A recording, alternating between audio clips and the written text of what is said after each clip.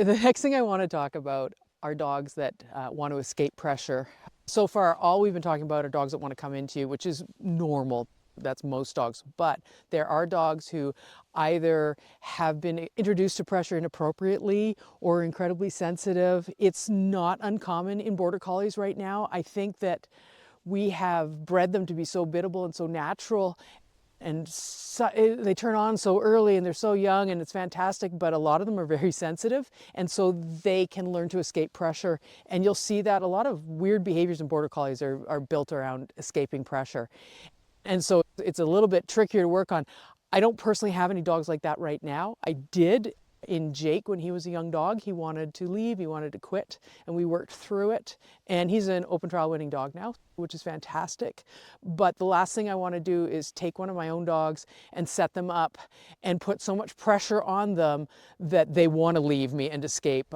It's just not fair to them. So what I have done today is I have brought out my incredibly fantastic husband, and Travis is going to play the part of a dog that wants to escape. And hopefully what I'll show you is just how you work through with a dog that wants to leave and teach them to be comfortable in the presence of pressure.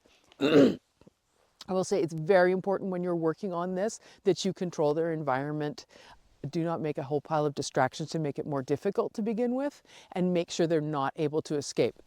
He is on a long line, and that's important because we can't have him leave. You can do this with a dog in a round pen. Again, you need to make sure that they don't get under the gates or over the fence, because you're just teaching them then how to be very clever about how they escape pressure. So what we'll do right now is I'll kind of move Travis a little bit further out of the, back him off a little bit. Here, that's good. Here, right about there. All right. And I'll start working with him. I'm going to tell him to stay there. He's going to try and leave just like a scared dog. And I'll work him through the pressure, showing you the steps, hopefully, without actually messing with the dog's head. So we've got him in there. That's a good boy. Stay there. All right, now he tries to come to me for comfort, and I go, stay there. And he's gonna back off, and he's gonna try and leave.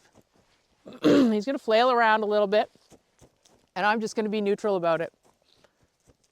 And eventually he'll settle down, and he'll be like, well, that didn't work. And I'll be, good dog. Stay there. And he's gonna leave again. He's gonna bounce around, and then he'll settle down again. And I'll say, and once he settles and kind of looks over like I'm in his good dog. Stay there. Stay there. Good. Good boy. Stay there. Stay there. Good dog. Stay there. Good boy. So I'm backing.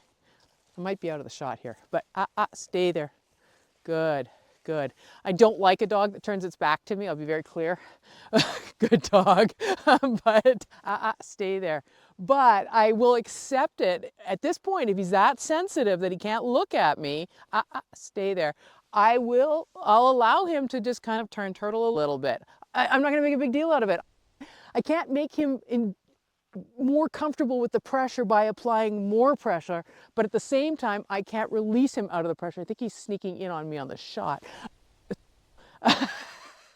So, as long as he's in position, he's a good dog.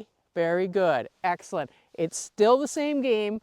I back away from him, and I might not be very far to begin with. To be clear, just as little as it takes, right? Although I will say that the closer he is, the more he's going to seek comfort if he's that kind of dog.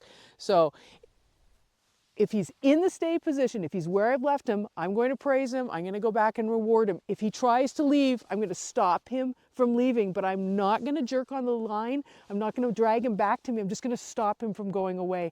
As soon as he settles, I'm going to start praising him again, and I'm going to back away, even if it's only a step. If he can hold it, I'm going to go in and reward him. Honestly, the lack of pressure is also a reward for this kind of dog, and I'm just going to let him relax into it. When he's settled, I go in and reward. I'll tell him to stay in a neutral tone of voice.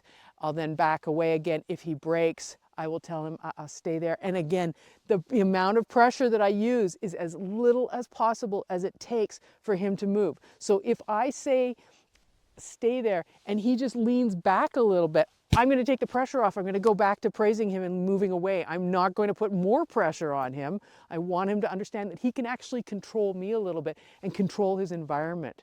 And the goal is for the dog to actually start to relax just like any other dog and feel comfortable in that position.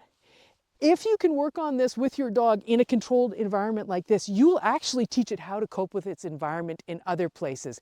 And you can hopefully, if you work on this hard enough, you can actually teach them through that verbal correction how to control themselves. So later on, when he starts to get anxious about something, if I say, he understands what that means, and he goes, oh, I should stop what I'm doing. So it's an effective tool for, these can be challenging dogs to work with. It's very important that you don't lose your temper. You don't lose your cool. You're very relaxed about everything. You just like, it's no big deal. It doesn't matter what they do. But you're also saying, I'm not going to let you do what you would normally do in this situation to just avoid the thing that you don't like.